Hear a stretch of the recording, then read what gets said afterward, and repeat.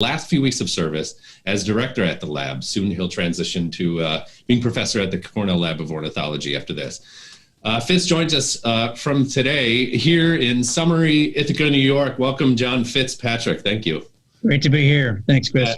You bet. You know, I should say that as a producer for Cornell's Keynotes, I often have to labor to cultivate rapport and chemistry among my guests and panelists. But with these two, I simply needed to stay out of the way, as their friendship and mutual passion for birds is nothing short of infectious. So viewers, please join me in welcoming author Scott Weidensaul and John Fitzpatrick to today's keynote. Couple notes here.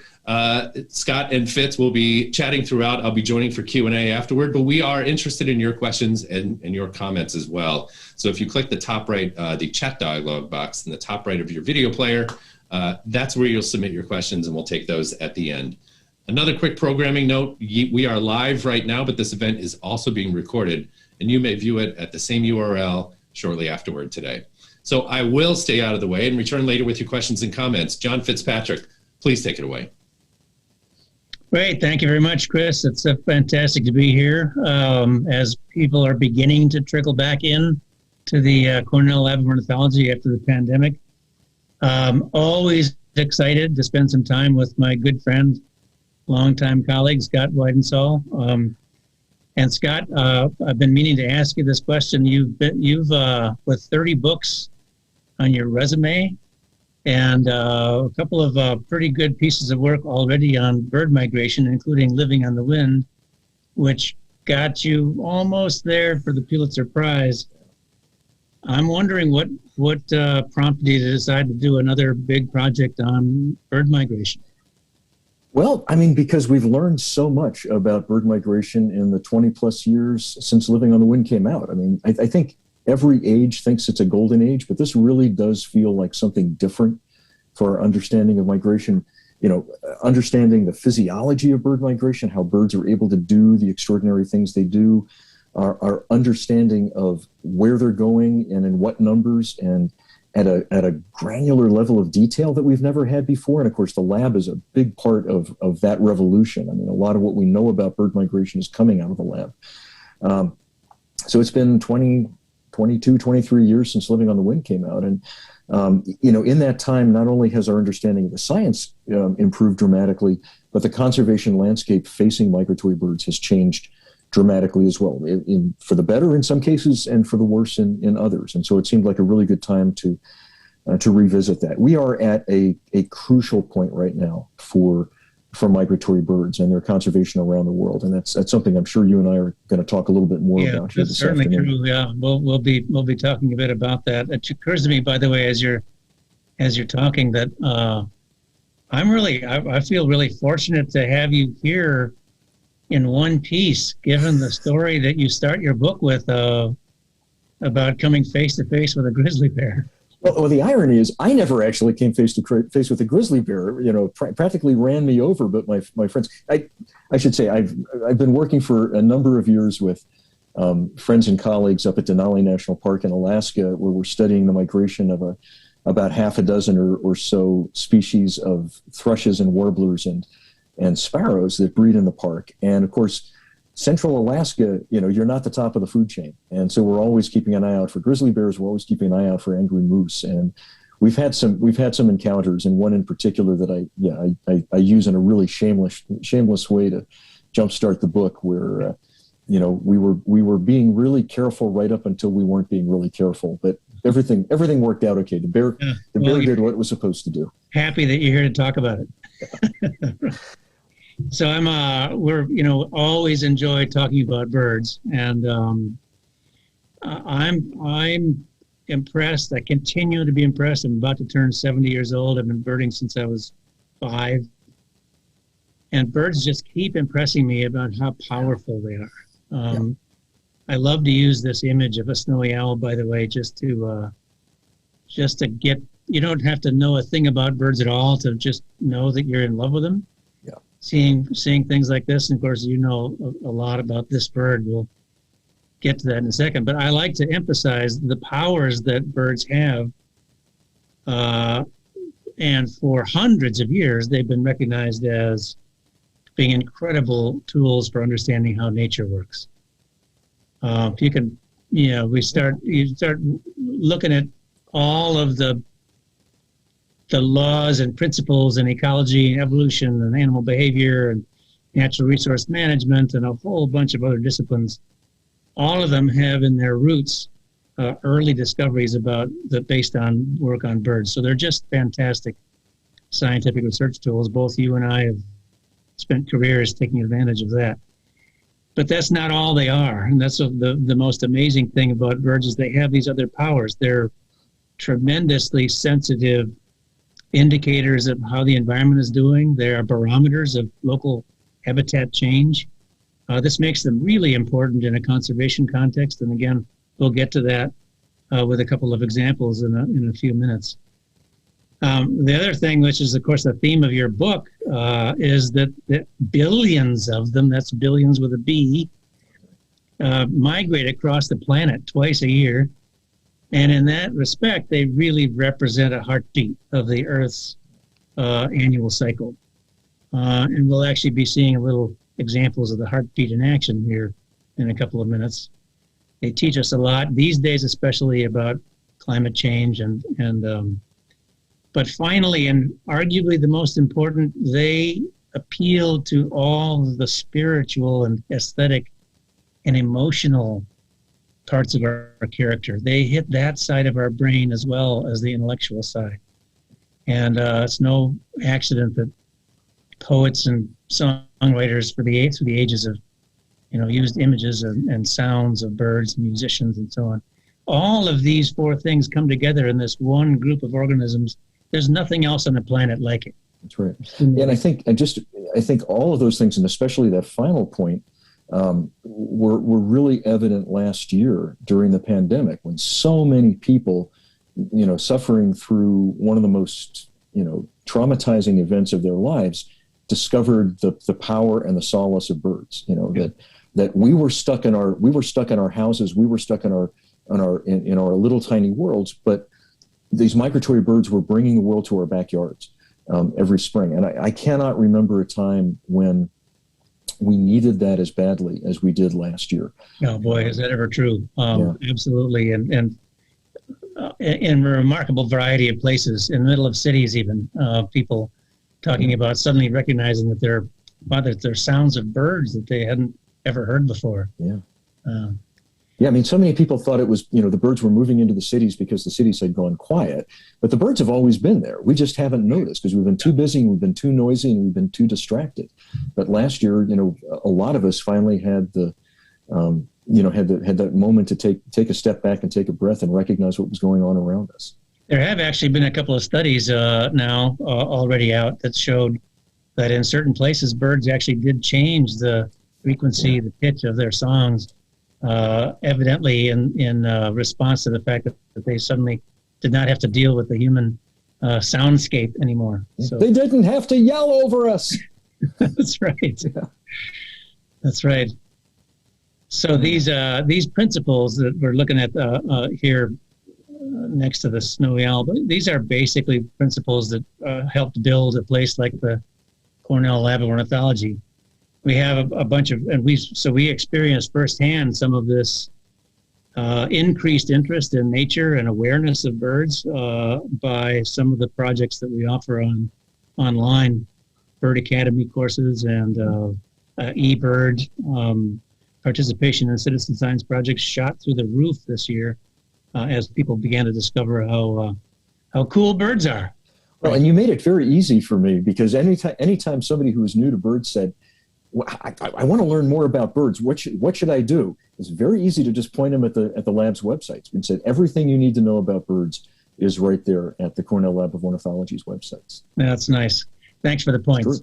It's true. Hey, while we have a snowy owl up, you are a snowy owl freak. Well, I'm a freak in general, but just specifically snowy owls. Right. I wanted to ask if you could tell us a snowy owl story or two, because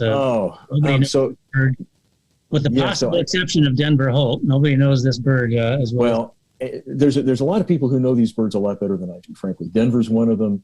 Norman Smith at Mass Audubon is another. My good friend Norman Smith. But and I've had a chance to work with folks like Norman and Tom McDonald in upstate New York through Project Snowstorm, which a number of us founded about 8 or 9 years ago. The idea of studying the winter movement ecology of snowy owls.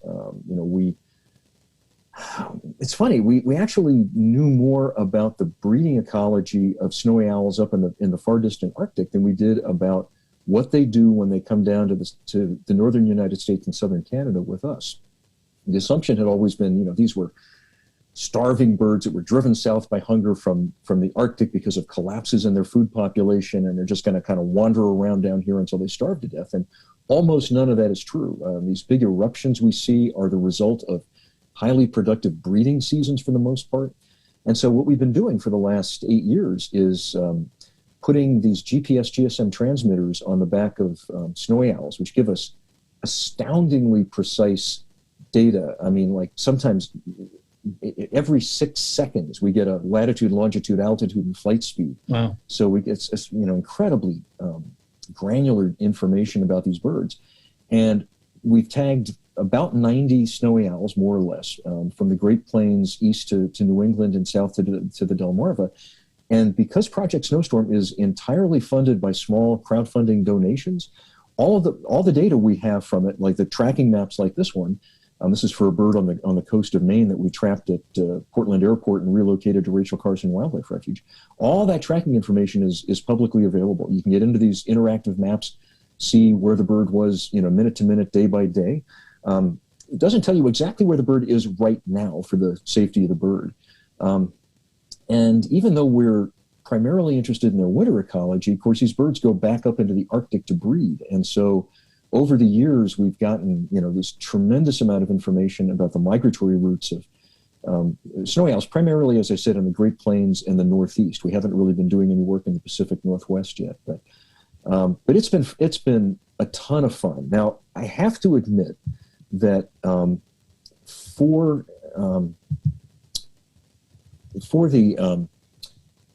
snowy owls came along, I was kind of enamored of a different owl.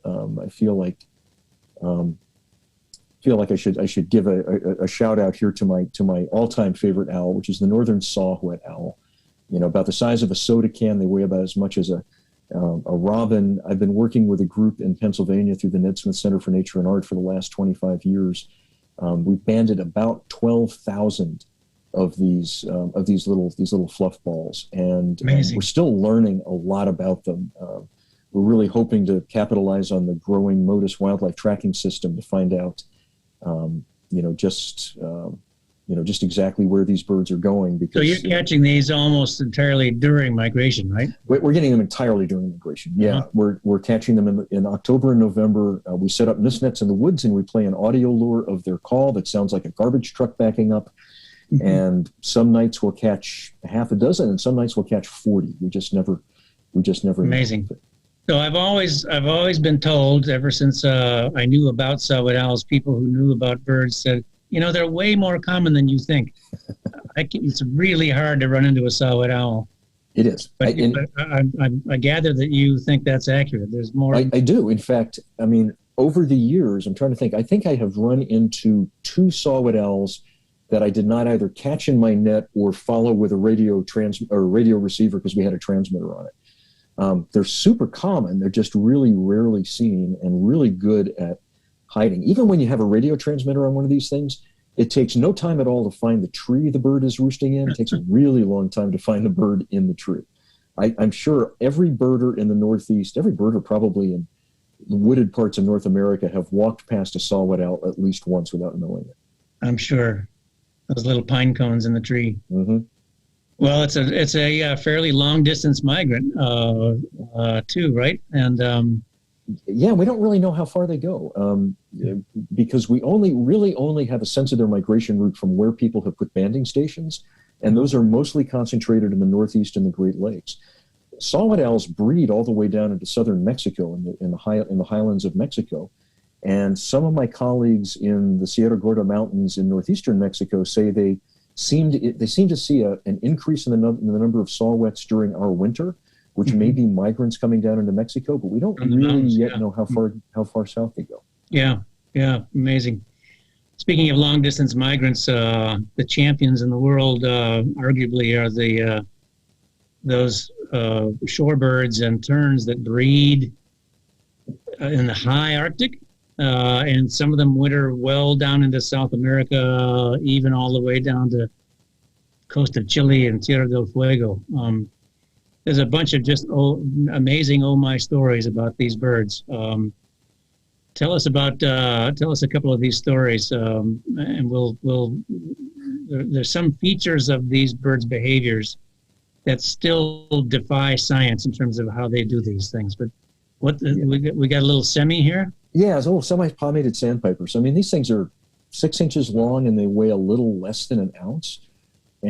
But they're a long distance migrant, as you say. They breed in the Arctic and subarctic. Like the population that breeds in the central and eastern Canadian Arctic takes off from the coast of Nova Scotia and flies 3,300 miles nonstop across the western Atlantic Ocean to their wintering grounds on the northeastern coast of South America. That's 4 or 5 days of continuous flight. That's the equivalent of a human being running 126 consecutive marathons with no food or water or rest. And I always get a little bit peeved when people start comparing birds to human athletes. Like, these birds are consummate athletes. No. Athletes are substandard birds. Because, they're way more powerful. A Tour de France cyclist. Pound or ounce per ounce, right? So. Yeah, I mean, a Tour de France cyclist is operating at like 4 or 5 times his base metabolism and can only do it for the better part of a day and only with regular hydration and food. And this bird's flying for 5 days, beating its wings continuously, and doing that on a couple of grams of fat under its skin. But can I ask you a question about this track? Sure. That strikes me, that's a fall migration track of semi-palmated sandpiper. Got to be the case that those guys, all of these Arctic shorebirds that make movements like that down to various parts of South America have to be dealing with some pretty big storms. Yeah, absolutely. And in fact, we know, for example, that whimbrels, which follow a very similar course, the whimbrels that breed in the Mackenzie River Delta up in the Western Canadian Arctic, fly out over the Western Atlantic. Some of them, they will fly, some of those whimbrels will fly so far to the east, almost halfway to Africa, to avoid storms. Whereas the whimbrels that breed in Hudson Bay, where many of the areas where these semi-palms are coming from, they fly right through the middle of Hurricane Alley on their way south, and they will fly intentionally into tropical storms and hurricanes, and kind of. So we're getting that from some of these GPS tags that show that they're actually diverting towards the presumably towards the southbound part of the whirling storm. Right. So they avoid the worst of it, but they get flung out the other side like a slingshot effect. Amazing. So they're actually taking advantage in some cases, taking advantage of these storms on their way south. What a cool story. There's one of the high profile, one of the great charismatic shorebirds of North America. Yeah, bar-tailed Godwits. And as with many of these shorebirds, bar-tailed Godwits undergo these internal organ, reshuffling and reapportionment. Just before they migrate, they gain as much weight as they possibly can, and then in a very short period of time, their digestive system atrophies dramatically. So their stomach and their intestines, and to a lesser degree some of their other internal organs, shrink dramatically, even as their breast muscle mass increases by 50% and their heart muscle mass increases 30 to 50%.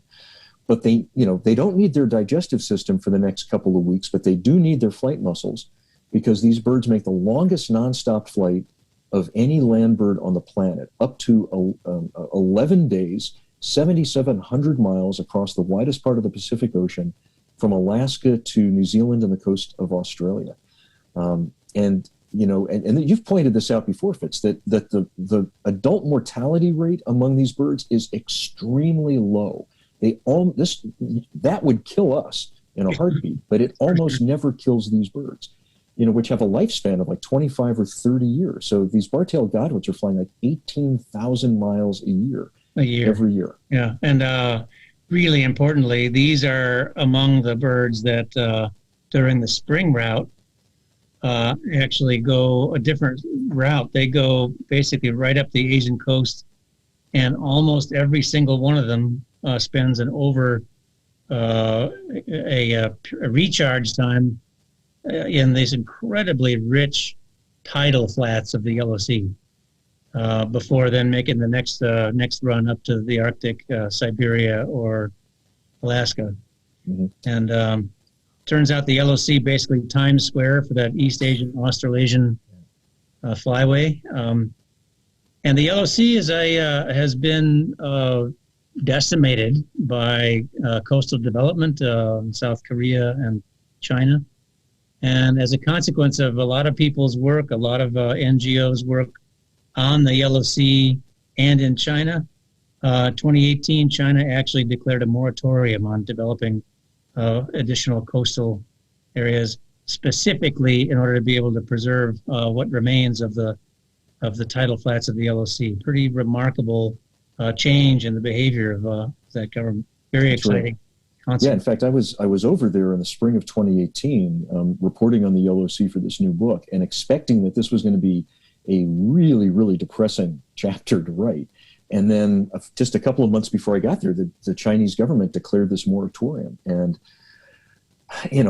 so I found myself talking to Chinese conservationists like Jing Li and international conservationists and shorebird experts like Dr. Tunis Piersma from the Netherlands, who found themselves grappling with this very unfamiliar emotion of hope.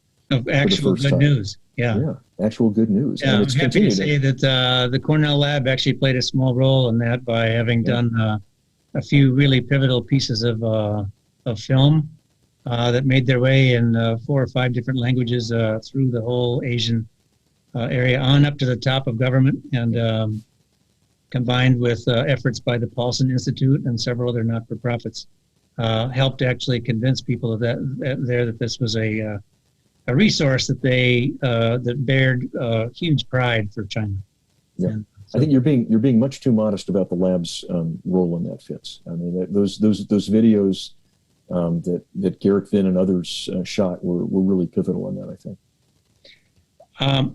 I'm dying to tell a couple of other really amazing migration stories. One of the features of these long migrations by shorebirds that has always amazed me was actually discovered as way back in the 60s and 70s. I know Dick Holmes was one of the actual pioneers of this discovery, that for many of these species, the adults leave the breeding grounds once the chicks are out of the egg and beginning to be self-regulatory in terms of foraging. The adults leave and they'll go part way down or even all the way down to their wintering ranges in South America, while the kids are still up there growing feathers and adding fat and getting ready for their journey. And then the kids go down, sometimes following the same route, sometimes following different routes, end up going to the same wintering zone as their parents. Whether it's on the coast of Brazil or the Pampas of Argentina or on the barrens of Tierra del Fuego. How the heck do they do that? Yeah, I mean, I've actually sat out on the Yukon-Kuskokwim Delta in western Alaska watching nesting bar-tailed Godwits and wondering what on earth goes through the head of a Godwit chick. I mean, it looks around and like, Mom, Dad, they're gone. And it just, all it knows is it's got to go, and it's got to go that way, and that way is out across the Pacific Ocean. And at what point in that flight, if ever, does the bird wonder, basically, what the hell am I doing out here? Where am I going? Yeah. I suspect, not to anthropomorphize here, but I suspect the bird isn't worrying about that. It just is drawn by this biochemical magnetism in a certain direction. It just, just like a broody hen knows she has to sit on those eggs. These young birds know they got to fly in a certain direction. They don't really know where they're going. They just know they got to go. We know a lot about how they do these navigation tricks. They're using stars and they're also using Earth's magnetic fields. What we don't know at all is how they have that information about exactly where they're going, which particular part of the planet is the right part for them to land on and spend the winter. This is literally from my standpoint, one of the great unanswered scientific mysteries in ornithology. Yep. It's, where that information is stored, because basically all they got from mom and dad was some DNA. Yeah. Yeah. Amazing. It's cool stuff. I mean, and we, we keep making these remarkable discoveries about what birds are doing. I mean, just within the last 5 or 6 years, folks working with, there we go, with the alpine swifts and common swifts in Europe, they wanted to find out where these birds were spending the winter specifically. So they put little data loggers, the geolocators, in the backpack, and little accelerometers, and the birds flew to Africa, came back, and when they downloaded the data, not only did they find that where these birds were going in Africa, they discovered that these birds are not landing for 10 months at a time. These swifts are spending 10 months continuously on the wing. They're sleeping on the wing. They're putting one half of their brain to sleep for a couple of seconds at a time, just alternating halves of their brain in unihemispheric sleep. And, I know as you like to point out, that's impressive. But when you look at a species like sooty tern, which breeds on tropical islands all around the world, when a young sooty tern leaves that nesting island, it's not going to be old enough to breed for 4 or 5 years, so it doesn't come back to land. And they can't land on the water. No, they're not waterproof. So, I mean, there's some records of them occasionally resting on the back of a turtle, but that's not going to get you very far over the course of 4 or 5 years. They basically spend 4 or 5 years in continuous flight. And there, the work that was done in the 60s and 70s, especially on the dry tortugas off the Key West, in which they marked the young terns. There's a big sooty tern colony there. They marked these young terns. They documented it took 3, 4, 5 years usually for these birds to reappear. What's kind of an amazing little feature of the story is that they would see the birds reappear 4 or 5 years after they were banded as chicks. They know that there was no place for them to land in between, so they've been airborne. What they do, they get to the island, but they aren't allowed to land because they're going to the spot that's covered with breeding sooty terns. So they literally would hover and come away and then fly to hover again there, spend the breeding season trying to land, not landing, and heading back out to sea again, ultimately earning eventually an opportunity to stand in place in there and then work their way into the breeding colony, ages 5, 6, 7, 8 years old. Incredible. And talk about endurance, sleeping on the wing, molting on the wing, doing everything on the wing. By the way, you were talking about the swifts. I did want to mention a little known fact, a little appreciated fact that by non-ornithologists, that swifts are the only birds known to copulate in the air. They do the whole thing up there. And one of these days, they're going to figure out how to incubate an egg on the wing, and they're going to cut their ties to the ground entirely. Right. We're starting to get a pretty amazing understanding about migration and routes of migration from tools of the kind that you've described. But there's another amazing tool we're beginning to make huge use of worldwide for understanding migration, and that's these things. The idea that we have an unbelievable pair of sensors here and another pair here, and if you put enough of these sensors all over the planet and get the information that's coming out of them, it turns out this begins to produce an amazing amount of information. And we're now beginning to organize that in the form of citizen science projects, many of which are based right here at the Cornell Lab of Ornithology. I want to just mention a couple of things about eBird. Scott, you're an eBirder, I believe. I am. I'm a very bad eBirder. I have to confess. I hang my head in shame.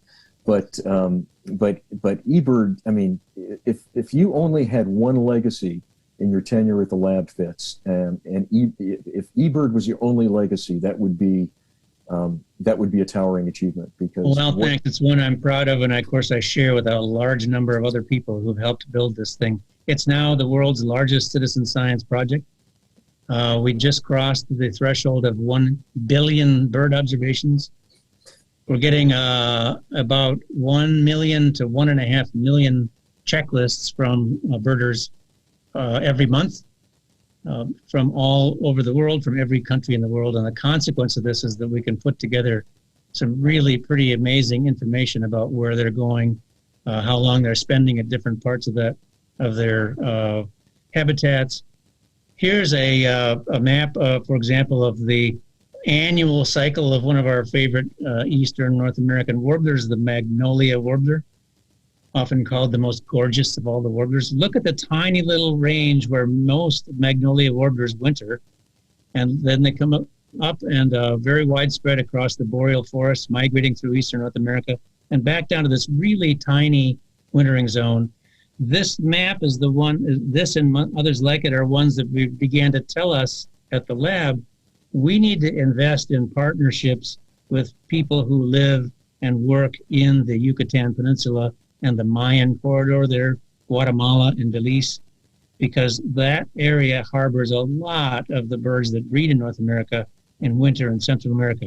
There's another example on the next slide. If we look at hooded warbler, slightly different breeding range, much more southerly compared to Magnolia, but wintering right there in that same zone of Yucatan Peninsula and the Mayan corridor. These maps all are created by using eBird data, combining with other widespread databases like land cover and so on. And what they're doing is they're allowing us to build literally range maps that are no longer just blobs, but actually showing with incredible accuracy down to 27 kilometer pixel scale exactly where birds are and where they're not in the summer and in the fall and the winter. We can now do this globally. Here's an example of our favorite swallow, the barn swallow, widespread breeder across North America, wintering in southern South America and making this a hemispheric migration. All of these maps visible now, by the way, on the eBird website, ebird.org. Click the Science tab and you can look at your favorite bird species and track its annual cycle as a result of the data being put together here. Mm-hmm. Well, and also, Fitz, talk a little bit about the fact that, I mean, using some of this eBird data, we're able to see behaviors that we didn't recognize before, like the prevalence of molt migration and second breeding in some of the Western birds. Right, that's right. Well, lots of things. I mean, we've learned so much about where birds actually spend time. So we can actually calculate use time for a given spot. Where, look at the Franklin's gull, for example. We don't have it on the screen here, but Franklin's gulls, it turns out, eBird shows us, spend 6 to 8 weeks in central North America after breeding in the prairie states before doing that big epic migration down to the coast of Peru and Chile.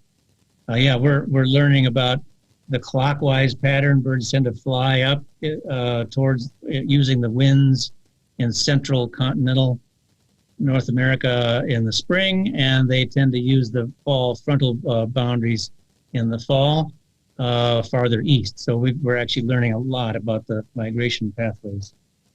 Mm-hmm. The kind of data, the big data analyses of this kind aren't just limited to citizen science gathered information. We're actually getting into using the world's, at least the North American radar systems. Talk a little bit about that, Scott. Well, I mean, I can guarantee you the National Weather Service, when they instituted the Doppler radar system back in the 1980s, we're not doing it for ornithology, but oh my God, has it been a boon for ornithology, because all of those, 143 Doppler radar sites in the lower 48 pick up what meteorologists call bioscatter, which are birds and insects in flight.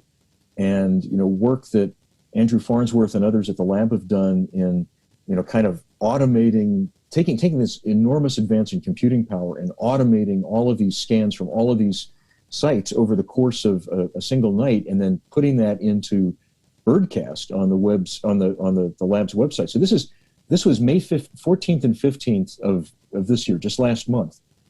And this is the Birdcast, kind of in real time showing you where the birds were migrating that night. You can see the band, it's going to loop again here, the band of red, that's sunset moving across the country, all the birds exploding. Watch that ticker in the lower left corner. There were almost 700 million birds. Yeah, it's like 750 million birds in flight, and that's not an estimate. Those are, you can calculate how many birds per cubic meter of airspace are up there because of these new advances in Doppler radar. These radar data, which are in their current condition, began with the 1995 opening of the NEXRAD system. So they were available. They've been available for now 25 years. These data were actually used as one of the main pieces of information that went into an epic paper that was published in 2019 in Science, very widely popularized in the press. First couple authors from our lab of ornithology, Ken Rosenberg and Adrian Doctor. This is the paper that showed what people had been suspecting but never quantifying before, namely we've lost close to 3 billion breeding birds from the North American continent over the last 50 years. Just a staggering discovery, staggering quantification of real change that's gone on across our continent. The interesting thing about these data is that they broke them out according to the habitats that the different bird communities were using. You can see that almost all the habitats show tremendous decline. By far the most alarming one is this low one, the grasslands. The birds of America's grasslands, evidence suggests over the last 50 years, are really showing steep and ongoing declines.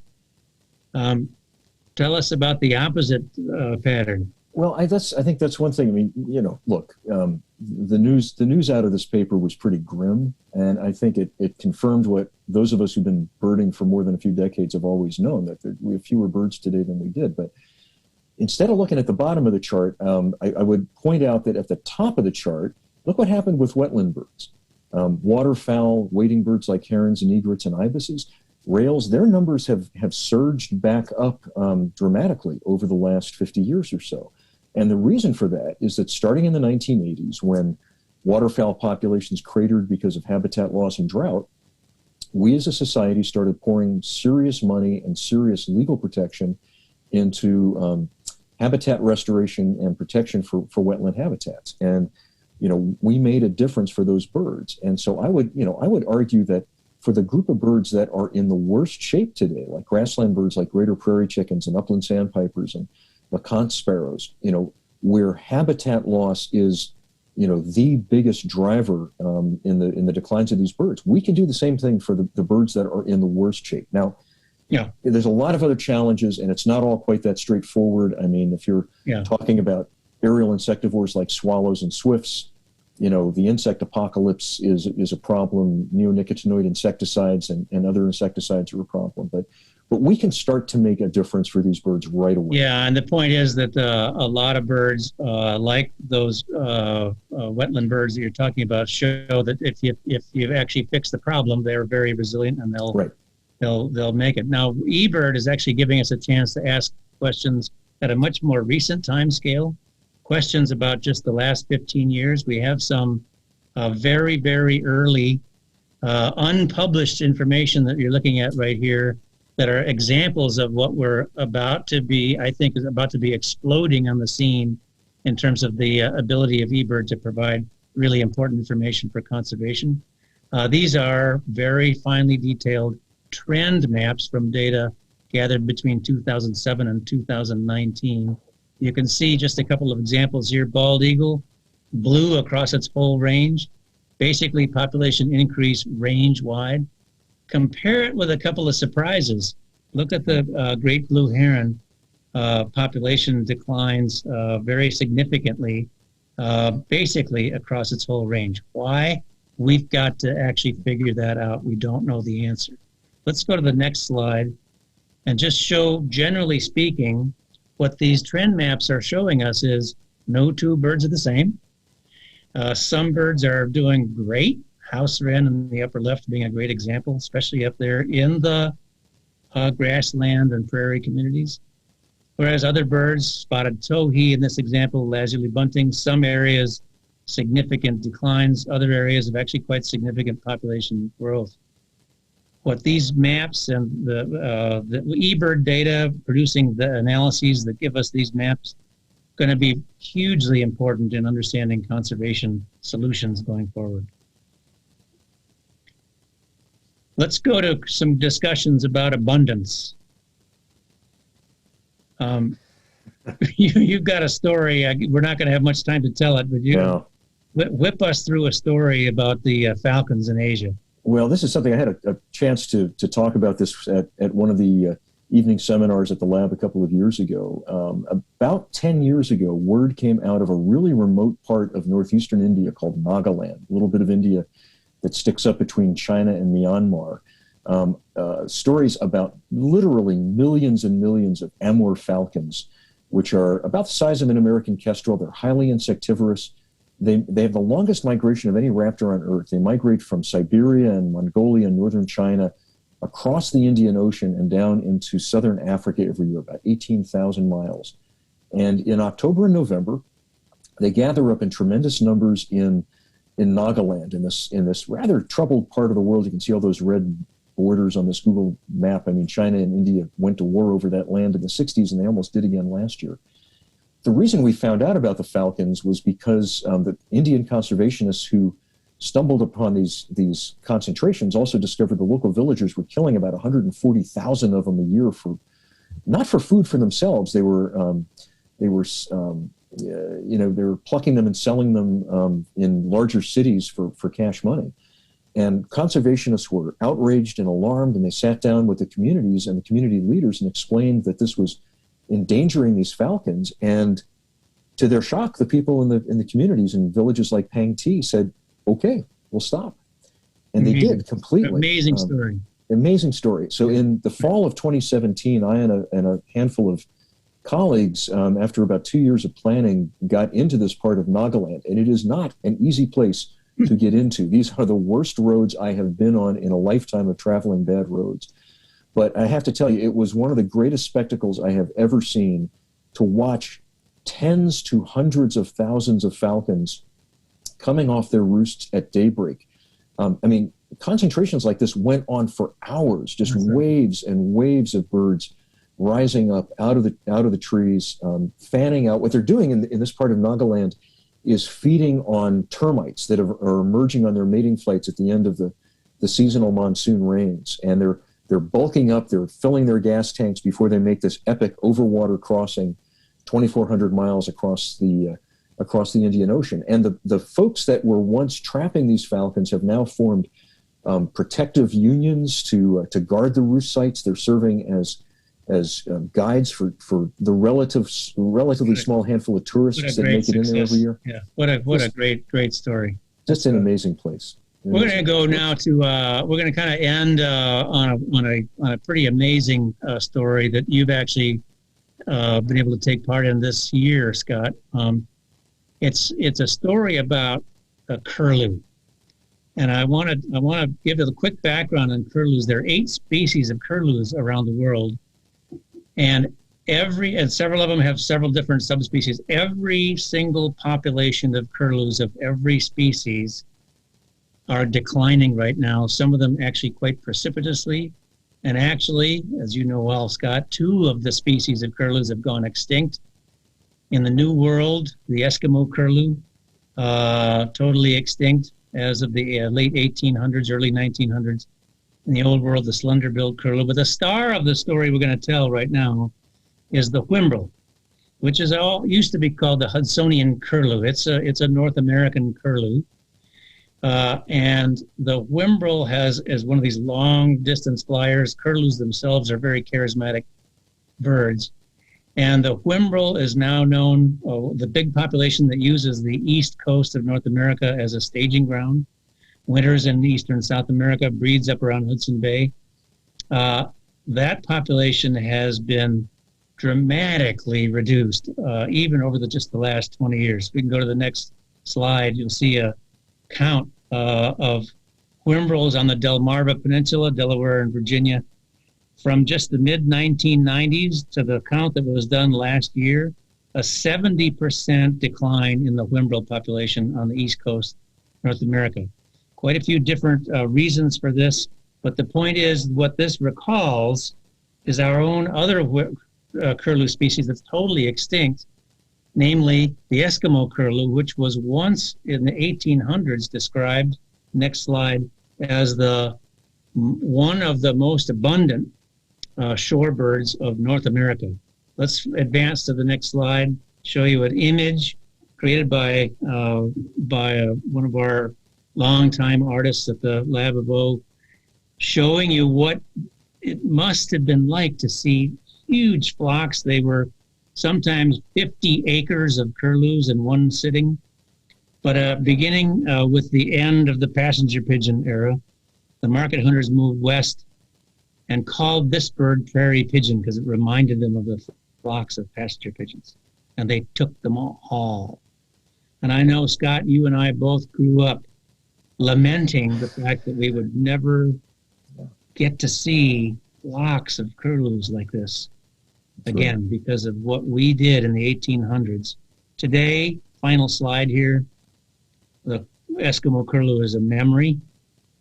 Evocative paintings like this one in the middle by Robert Verdi Clem, the final picture ever taken of an Eskimo Curlew, 1962 at Galveston.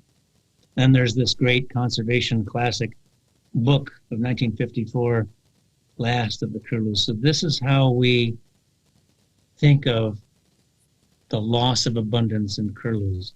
I want to just go now to a little video, a little piece of film that shows an incredible discovery that has just happened, and then ask you to reflect on it, Scott. Let's go to the film.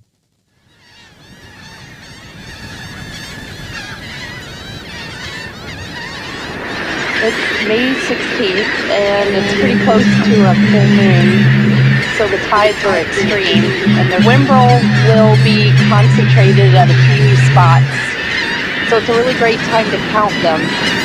So Abbey Station at the southwest point of DeVoe, kind of on the sand spit, the very tip. We're kind of right in the middle, looking for the birds coming mostly from northeast. Here come our first big group. Maybe about 80 just came in. These birds could theoretically be coming in from a tremendous distance away. As the tide rises and night falls, they're leaving those foraging areas where they've been eating all day and coming out to these areas that are a little bit more remote where they're safe from predators. That was another 40 that just came in. Curlews worldwide are the group of birds that we know is prone to extinction, and whimbrel are among those. So this group here is like 180 flying over us right now. Somewhere around 40,000 whimbrel use the Atlantic flyway of North America. Hundreds and hundreds of whimbrels over the marsh. That population already represents a decline of about half from where they were 20 years ago. By now, there's literally thousands of birds all around us. It's the craziest thing I've ever seen. 207. We won't be able to count them much longer because it's just too hard to see them. But you can hear them calling still as they're coming in. There's another group. And another group. Oh my gosh. The entire point all the way to those signs is covered in birds now.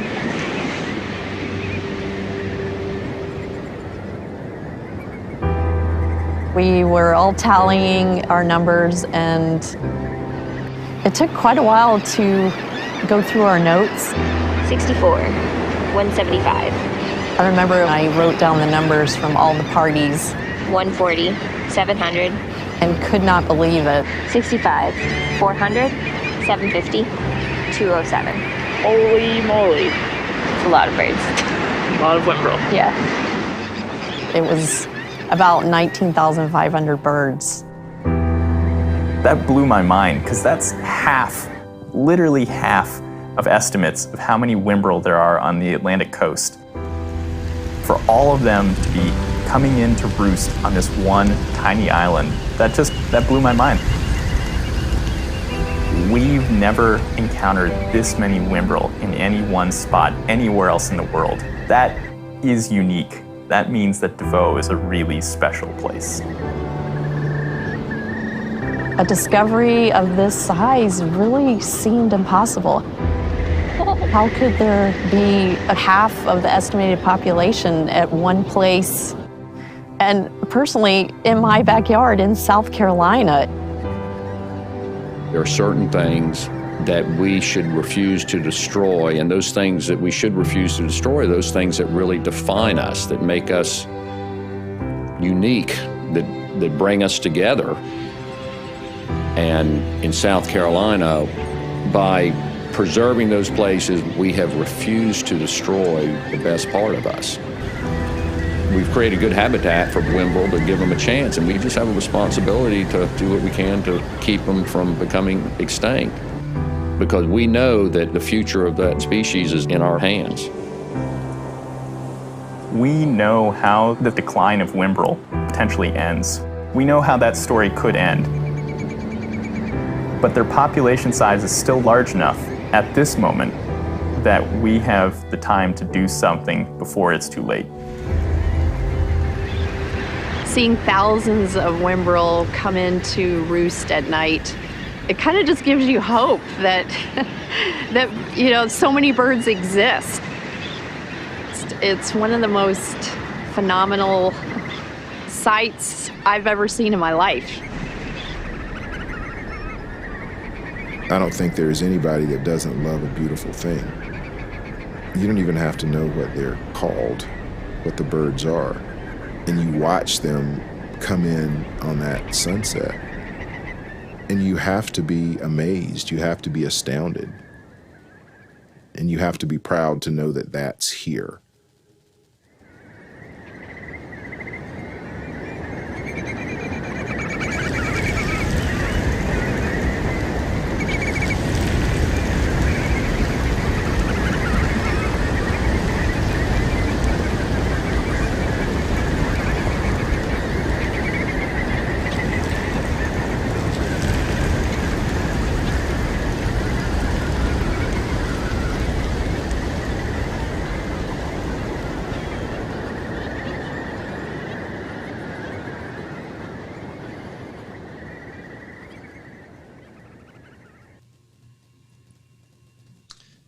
So, unbelievable. I can't watch that without having my eyes moisten up. Yeah. God, what was it like?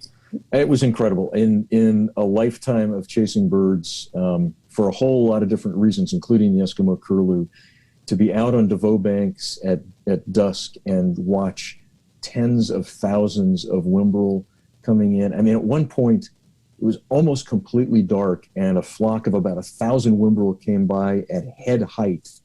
And Wow. I just held my hand up in the air, and they were whooshing back. I could feel wingtips on my fingertips. It was. It's just I'm getting choked up talking about it. What's amazing is that nobody knew about this until just a couple of years ago. It was kept actually secret and finally made public only last week. Yeah. Because a lot of conservation things need to be set up. But it's one of the most exciting and frankly uplifting discoveries in our recent decades. It's never too late for us to do good things for birds. That's right. We can do better. Never too late. I'm going to ask now, with just a few minutes remaining here, whether Chris, any questions came in that we ought to try to hit quickly before the end of the hour. Yeah, I think we can do that. Lots of action in the chat. I want to thank our audience for joining us from Peru, Guatemala, Turkey, Kenya, and of course we have a sizable domestic North American audience, certainly in U.S. and Canada. Lots of good questions. So hard to pick, really, from this group. Lots of really kind of specific questions. So let's go back to Godwits. We talked about them earlier. We have a two-part question. I'm going to combine Faye's question with John's, which Faye asks, how do the chicks of Godwits actually gain weight without the parents? Second part, when the chicks do fly south, do they actually meet up with their biological bird parents? And to review, we're talking about a flight from Alaska to New Zealand, if I'm not mistaken. That's right. Right. In the case of other species from Alaska down to Tierra del Fuego, among other things. The second question's easy. No, they don't ever see their mom and dad knowingly. They don't hook up to the actual biological parent. First question is, as with all shorebirds, they're pretty independent pretty early in terms of being able to forage on their own, even within a couple of days after hatching. They're actually out picking. But they do head out into some very, very rich tidal flats and fatten up like crazy on polychaete worms and things like that are in these very rich nutrient filled tidal flats.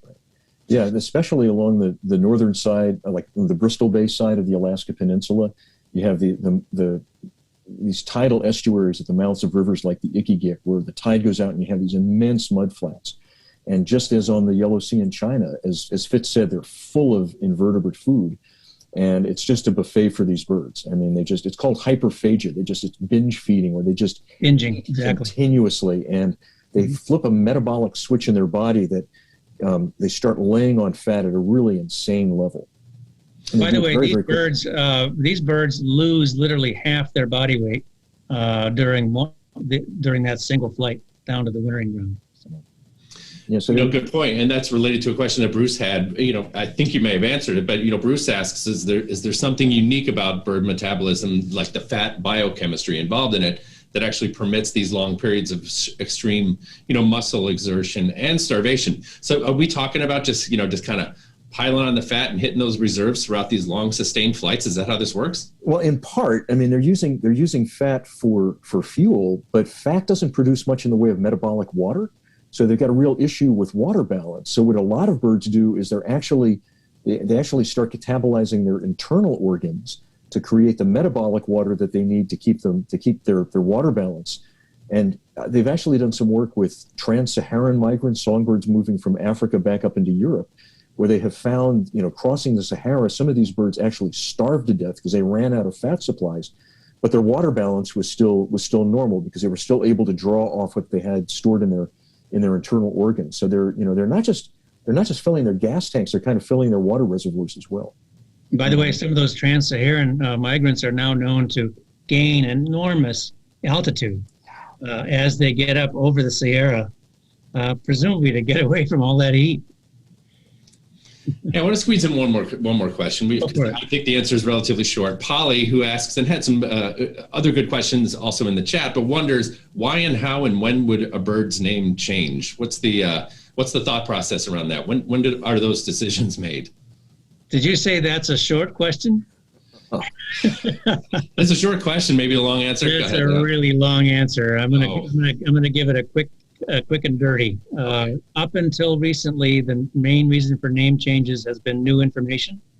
Yeah. For example, what we used to call the solitary vireo, we now understand to be 3 different species. So we got to break it up and have 3 different names. You don't want to confuse anybody with solitary anymore. So we have blue-headed in the east, Cassin's vireo in the mountains, and Plumbeus vireo farther to the southwest. So the main reason has been new information about who's related to whom and what names bear to that. Now, more recently, there is discussion about the possibility of changing names for what amount to be social and political reasons. I'll just give the one example that happened already last year. The American Ornithological Society, which is in charge of naming birds in North America and South America, made the decision to remove the name McCown from the McCown's longspur.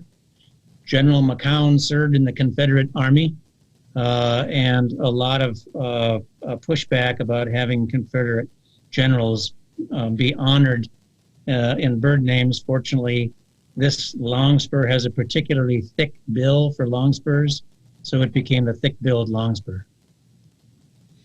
There you go. Good. Well, I'm glad I asked that. I learned a little bit on that one.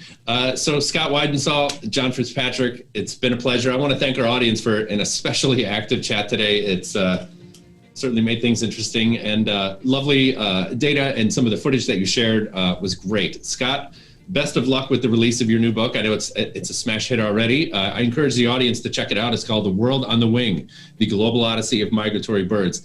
And just a heads up, audience, if we were to scroll up in the chat, in case you missed it, I shared the URL for a Birdcast keynote that I'll drop into the chat here as well, where we got a lot of those great Birdcast visuals and a lot of data to explore there. So I'll share that URL. And of course, check out Scott on Fresh Air, where he traces the astounding flyaways of migratory birds, much similar to what we've done here today. So, gentlemen, absolute pleasure. I wish we had 3 hours to do this, but that's the way these go. So thank you, audience, for joining us. Thank you, John and Scott, so much. Great being with you. Real pleasure. Thank you. Yeah, you bet. Thanks, everyone. Stay safe, stay strong, and we'll see you at the next keynote.